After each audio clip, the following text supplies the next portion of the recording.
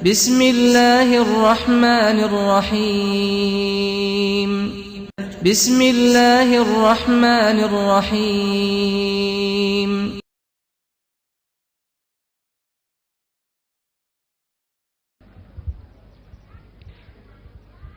Langsung saja. Pertanyaan pertama. Dalam rumah tangga, Ustadz, terkadang suami istri sering curhat tentang masalah sehari-hari, hubungan dengan tetangga dan lain-lain. Di dalam Al-Quran, bila tentang hal-hal yang tidak baik tidak pernah disebut nama. Pertanyaannya adalah, apakah berdosa apabila dalam curhat atau menceritakan tentang orang lain kepada istri atau suami kita menyebutkan nama? Apakah ini termasuk ghibah? Kemudian bagaimana sih curhat yang baik? Katanya. Baik, tentang curhat di sini teman-teman sekalian, pertama, curhat itu biasa. Meluangkan waktu untuk mendengar masalah itu biasa. Dalam hadis Nabi SAW itu dikisahkan seringkali beliau pulang mendengarkan curhat istrinya.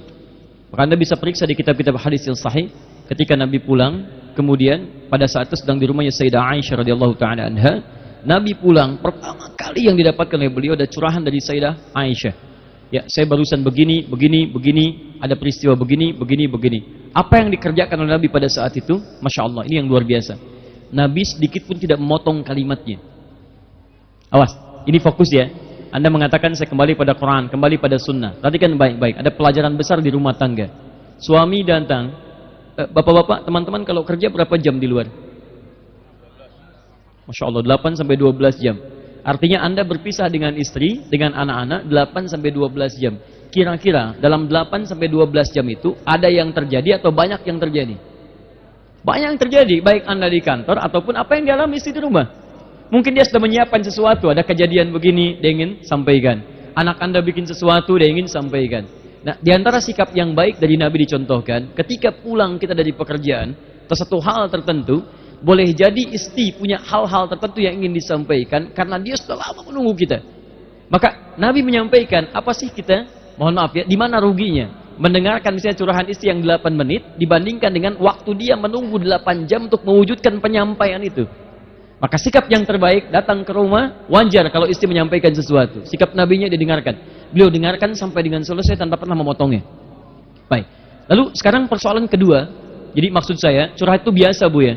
Jadi kalau ibu cerita tentang tadi terjadi begini, si kakak begini, adik begini, jangankan ibu, istri Nabi aja curhat. Itu poinnya. Tapi curhat bagaimana yang dibenarkan? 2. Boleh nggak kita menyebutkan misalnya si fulan atau fulanah saat curhat kita disampaikan dalam kategori yang kurang baik? Ulama di sini membagi pada 2 bagian. Jika yang dimaksudkan untuk menghadirkan hukum-hukum terkait dengan misal kriminalitas yang membuktikan pembuktian yang jelas dari segi nama, ciri fisik dan sebagainya, maka itu diperbolehkan. Dan itu bukan gibah. Bahkan ada yang menggunakan istilah gibah yang diperkenankan. Jika memang dengan kalimat itu ingin menyampaikan satu informasi penting terkait tentang tindakan kriminalitas yang bila tidak disebutkan ciri dan namanya tidak akan diungkap bagaimana pelakunya. Ya, misal terjadi pencurian dilakukan oleh satu di antara tetangga. Ya, ibu khawatir saat menyampaikan pada orang lain. Anda tunggu suami dan sampaikan. Anda tidak usah samarkan kalimatnya karena dalam pembuktian butuh penjelasan. Ketika dibawa ke mahkamah, maka mahkamah akan bertanya kepada Anda bagaimana cirinya, siapa namanya, apakah benar orangnya seperti ini. Nah, Anda harus sampaikan, gak bisa Anda praktekkan kaidah ghibah di situ. Hakim bertanya misalnya ketika Anda cerita pada suami, laporkan polisi, di proses di pengadilan hakim bertanya, menurut saudara saksi, apakah yang mencuri itu namanya si fulan? Maaf Pak Hakim, itu ghibah. Gak bisa. Gak akan terjadi putusan di situ. Maka silahkan, itu gak ada masalah. Pak, tadi terjadi peristiwa begini, tetangga kita si fulanah begini, bagaimana sebaiknya? Itu boleh. Itu boleh. Tapi kalau yang terjadi kemudian sikap dan sikap keadaan pribadi, menunjukkan karakter dan sebagainya, yang kira-kira dirasakan kurang baik dan semacamnya, maka para ulama berhati-hati di sini meminta kita untuk menyamarkan namanya. Jangan disebutkan keadaannya. Pak, terjadi peristiwa seperti ini. Siapa? Ya, misal saja, bagaimana menurut Papa cara mengatasinya? Saya diajak kemudian ke pengajian, tapi terjadi suasana seperti ini. Gak usah sebutkan orangnya.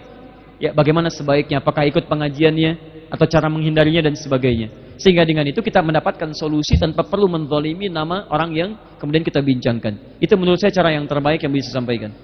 Kejadian kedua, Quran surah keempat ayat ke-35-nya, paling kiri pertengahan. Jika yang dicurhatkan itu bahkan persoalan pribadi antara suami dengan istri. Ini dibalik.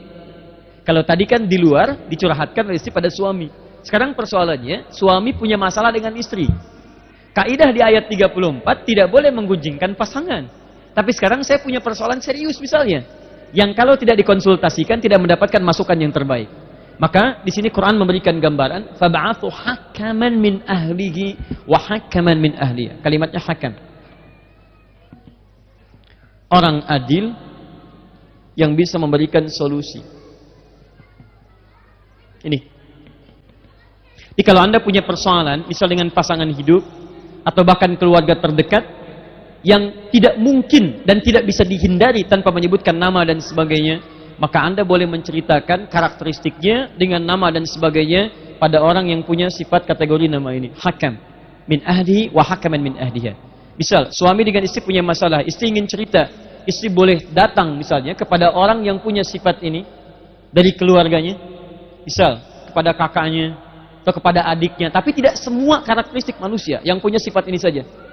Dia bisa menghadirkan solusi yang solutif dan sifatnya adil, tidak membuka aibnya pada orang lain. Dia bisa objektif melihat porsi dengan cara yang terbaik. Maka ini boleh disampaikan plus dengan namanya, plus dengan karakteristiknya untuk mendapatkan solusi. Di poinnya. Jelas sekira ya? Baik. Allah Ta'ala a'lam bissawab.